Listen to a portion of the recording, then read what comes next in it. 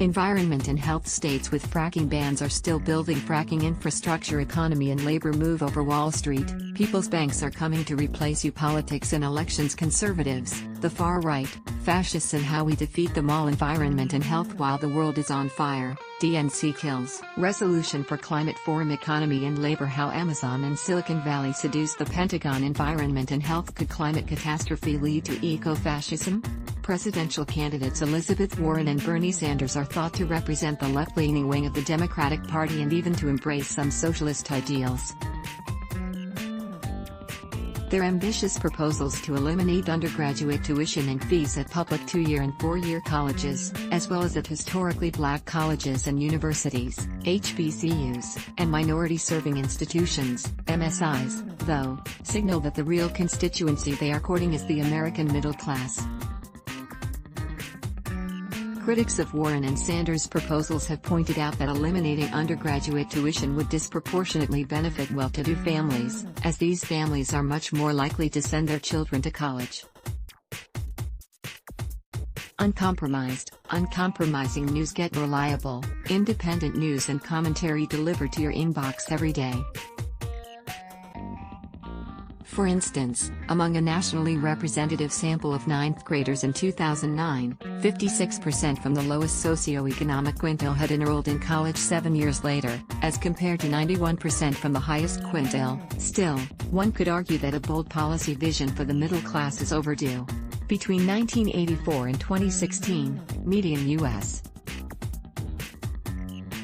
household incomes rose only 19% after adjusting for inflation, from about $49,500 to $60,000 in 2016 dollars, despite the gross domestic product per household rising 57%. In other words, only about a third of the real rise in economic productivity showed up in median family incomes. During the same period, the median cost of a home rose 74%, greatly outpacing income growth. Of course, as incomes inched up and housing costs climbed, post-secondary education costs skyrocketed. At public 4-year colleges across the United States, inflation-adjusted annual tuition and fees leapt a staggering 227% from 1984 to 2016, from about $2,700 to $8,800 in 2016 dollars. Private 4-year colleges saw a spike of 134% from about $12,000 to $28,000. Even at public 2-year colleges, which have historically served as low-cost gateways to post-secondary education, tuition and fees jumped 146%, from about $1,200 to $3,000 a year in 2016 dollars. What's more, federal financial aid failed to keep up. At $5,775, the maximum federal Pell Grant for low-income, full-time undergraduates in 2015-16 did not cover even tuition and fees, to say nothing of room and board, at the average 4-year public college. In short, the rising costs of college and housing have been slowly asphyxiating American families, even as the overall economy has expanded. The 2018 Trump tax cuts, which favored corporations and earnings from wealth while rendering moot many popular middle-class deductions, merely exacerbated the trend. In a crowded field of Democratic hopefuls, Sanders and Warren have set themselves apart with a proposed rethinking of how Americans pay for higher education. Both of their free tuition proposals would offer matching incentives to states, HBCUs and MSIs that agree to eliminate tuition and fees for undergraduate programs. Warren has proposed to fund the incentives with a wealth tax on families with more than $50 million in assets, Sanders, with transaction fees on securities trades. But even in states that agree to accept the proposed federal incentives, students' access to free tuition would still depend on whom the states deemed eligible for relief. This is where potential tension arises between the needs of the middle and working classes.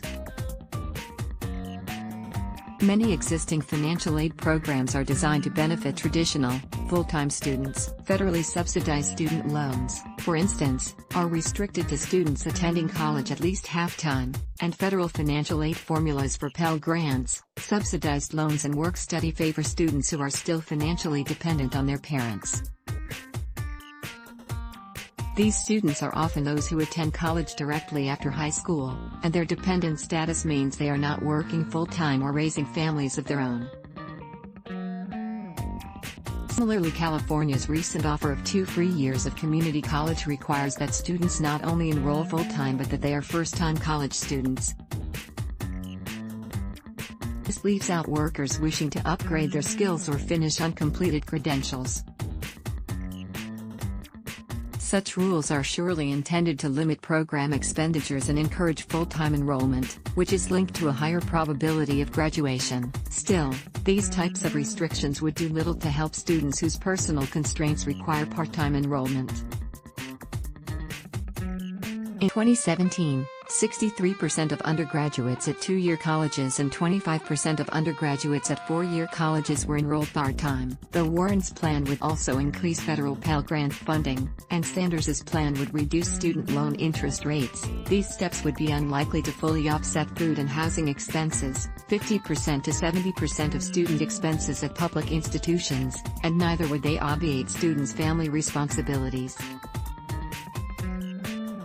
As such, part-time attendance would remain a necessity for many working-class students.